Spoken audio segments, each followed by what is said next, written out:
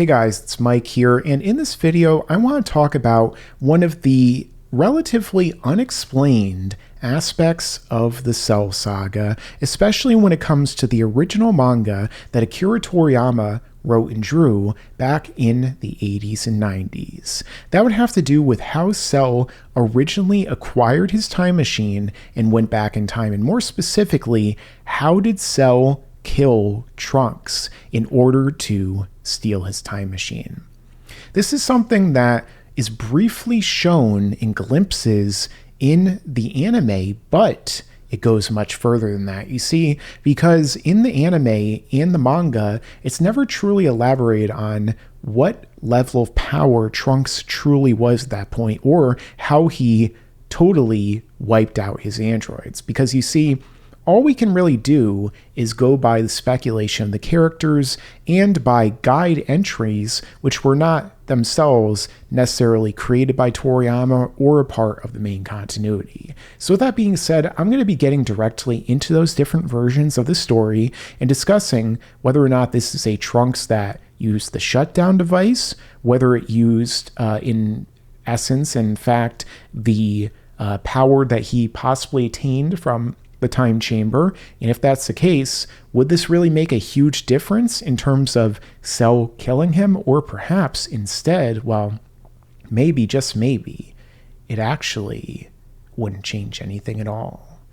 So let's get into that right now, as we look at the manga and the original explanation by Cell of why he came back in time, which is because he needed to absorb Android 17 and 18 into himself in order to become his complete or perfect form. Now, in his timeline, as he says, both of them were somehow killed. He didn't even know how. He couldn't find them, but he knew they were destroyed. He says that Trunks is the one who managed to defeat them. Now, luckily for him, Trunks had a time machine, which he was going to use to go back in time.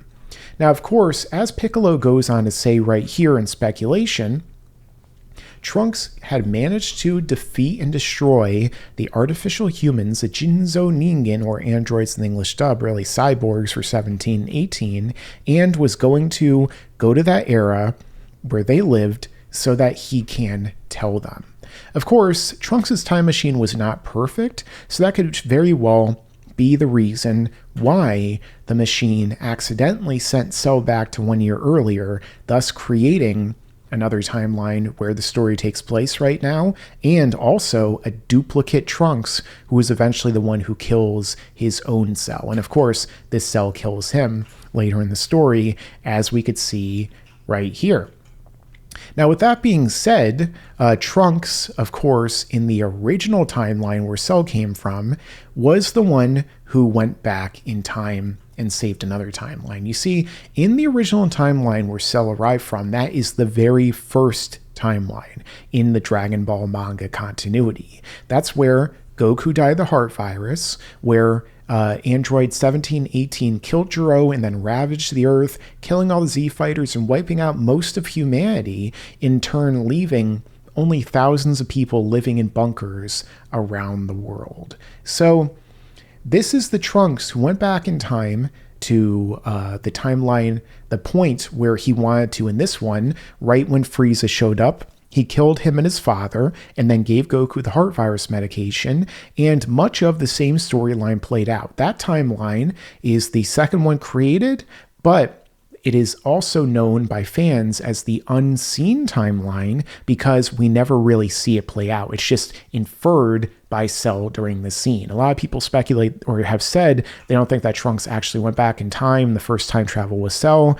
All of this is implied that he already did, based upon the fact that, well, he had a time machine, and when Trunks inevitably kills Cell later in the story at this point, as we'll get into soon, he does so after going to travel back in time again to let everybody know, just like Piccolo said.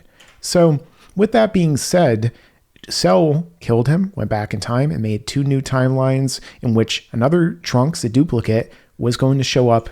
And of course, you know, he did, and everything played out that way, where eventually he got a hole put in him. Now, what about the original one? Well, you see, we don't know for a fact how he actually killed his own androids. It's often speculated that he killed them by using the remote shutdown device, because earlier in the story, a little bit after the arrival of Cell, he finds out about the bunker where Cell was being made. He goes there with Krillin.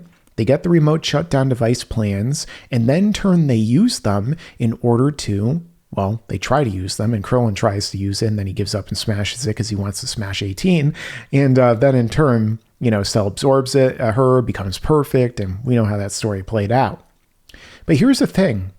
How would Trunks have found out about that remote shutdown device if, in fact, you see, he didn't know about Cell? He never met Cell in the unseen timeline because Cell was still incubating in his pod there. I actually explained this in a video in the top right corner that you could see right about, I'm going to point here right now because that way I'll be able to edit that in, completely remember to do it for sure. And so, yeah, it's called How Did the Original Trunks Defeat His Androids? Because how would he have even known? Would he have taken the risk of going to Dr. Gero's laboratory again in both timelines just to be able to create that? There's a lot of questions that are raised because Cell is the one who led them there in the first place accidentally by telling Piccolo about it.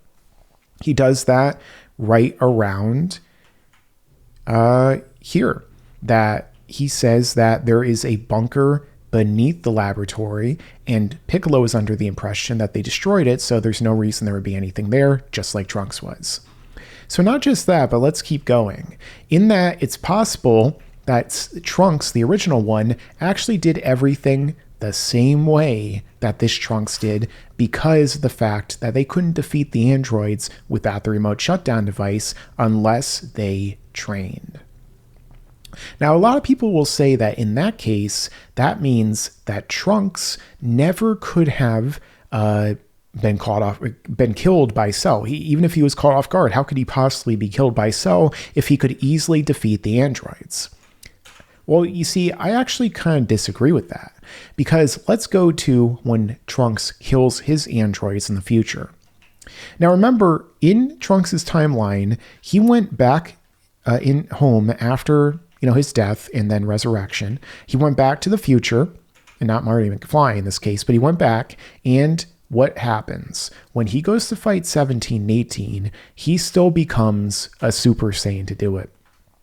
A lot of people seem to be under the impression that when Vegeta and Trunks and everybody went to the time chamber, in their base forms, they had already surpassed the androids just in their base, that they would beat them after their days in the time chamber.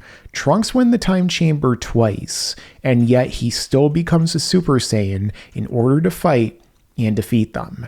Why would he do that? Especially when he himself believed they were weaker than the main timeline androids. Simple, because he needed it to beat them. He could not beat them in his base. Trunks, he kills 18 easily, but again, he needed to transform to do it. He then kills 17 easily. But again, he only turns off Super Saiyan in this case after he does that. At that point, he says, oh, it's over. No, not yet. There's still one more. What happens?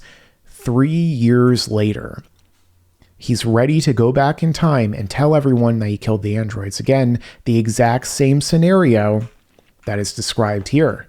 Cell says that he killed Trunks when he had his time machine.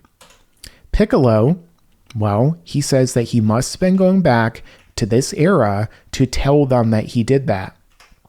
Exact same thing playing out here. Okay? So this happened both times. He killed them, and then he was going to go back probably the same amount of time, 3 years later, to let everybody know. Then what happens? Cell shows up. And then, in this example, Trunks knows that Cell is coming. He knew what would happen, as he literally just said right here, no, not yet. There's still one more left. He waits for Cell because Cell is underground, incubating essentially in his larval state perhaps, or he's just off suppressing himself, because otherwise Trunks would have gone to the bunker and killed him right then and there before he got out of his chamber. But no, he wasn't there. So Trunks lied in wait for Cell to show up to enact the exact same thing. He even tells Cell this to his face. I know you're there, Cell. You plan to kill me, revert to an egg, and take the time machine into the past to absorb 17 and 18, right? You need them to reach your perfect form. What? How do you know this? That plan is flawed, and this will end everything. Just how is my plan flawed? For someone who doesn't know what they're doing, you talk big. So in your perfect form, you were incredibly strong, but I think I'm strong enough to defeat you in your current form. Okay, let's keep going. The fact that you went to the past, that means, oh, how do you think you could possibly defeat me? I learned everything about you through spy robots. You couldn't even defeat 17, 18. Oh, if that's the case, then why are they gone? You see, Cell is shocked. He's caught off guard. He can't believe that Trunks killed them. And then Trunks knocks him away. Now, he does this in his base. So again, a lot of people speculate, oh, he's strong enough. There's no way he could have been caught off guard by Cell and killed. But again, when he goes to fight Trunks, or when he goes to fight Cell for real, this is even Trunks 3 years later. For all we know, Trunks has been training. He looks even more jacked, honestly. He definitely looks older. But what does he do? He goes Super Saiyan to fight against Cell. If he could beat him in his base, if he couldn't be caught off guard by Cell in this power and killed, well, he wouldn't go Super Saiyan to fight him. And I think that this is inherently the big giveaway here, regardless of how he won. Because you see, in this case, Trunks easily defeats Cell, but again, he had to transform to do it. He transforms back just when the threat is gone. What do we see in the anime? In the anime, Trunks is in his base form when he goes to fight against Cell. When Trunks is going back in time, he is in his base. He rushes Cell in his base using his sword. Cell kills base Trunks. What do we see? Again, let's go back. More proof. Trunks, he can knock a shocked, caught off guard Cell away, but you can't kill him in his base. He can only kill him as a Super Saiyan. Cell, or in this case Trunks, he only can kill the androids is in his Super Saiyan, not in his base. He does it easily, but he still needs that multiplier, that boost, whatever it is at this point in the story, whether you want to say 50 times or whatever the grade is he's in, so on and so forth, he still needs that big boost in order to win against the androids and against Cell, regardless of how strong he might be. Now let's think about this logically, guys. In this case, the only reason why Trunks did this whole thing is because he knew who Cell was. He knew he was coming. He knew that Cell intended this and how strong he was. Now, this is this Trunks. What about this one? This Trunks has no idea who Cell is. Why would he think, I need to transform into my highest power and go full power and fight this guy with everything and just make sure, just in case I need to kill him, if he doesn't even know who he is? Why would he think that he would need to even try to kill some random lizard bug man who shows up out of nowhere and fight him? He wouldn't. And so that's why, even if Trunks in the original timeline went back and he trained in the time chamber and killed his own androids the exact same way he did here, he could still be killed by Cell. Cell still could have caught him off guard and killed him because all Cell had to do was use the element of surprise. It doesn't matter how strong Trunks was. If Trunks rushed in like he does in the anime version to attack Cell with his sword, all Cell had to do is do what Trunks did when they tried to fight him with Frieza's army when he stayed as a 5 power level, and he just has to keep himself suppressed until the very last moment and kill Trunks, and that's the end. Trunks is dead. He cannot win because he doesn't even know what he's up against. Cell has the element of surprise on his hands. So in the case where Trunks did not train, Cell could kill him because he is, well, stronger than Trunks would have been at that point in time, theoretically. But even if Trunks did train, he still would kill him because there's no reason Trunks would go Super Saiyan and fight this guy if he doesn't even know how strong he is or who he is or what he is in the first place. So ultimately, that is why I believe that Cell used the element of surprise and he caught Trunks off guard and killed him that way. It doesn't matter how Trunks trained, it doesn't matter how strong he was, because the perfect villain, even in his imperfect form, would be too much for the base Trunks to overcome on his own. All he would have to do is what we see that brief little glimpse in the anime, where he has his tail wrapped around Trunks' neck, goes snap, and he wins. And that's what I think happened.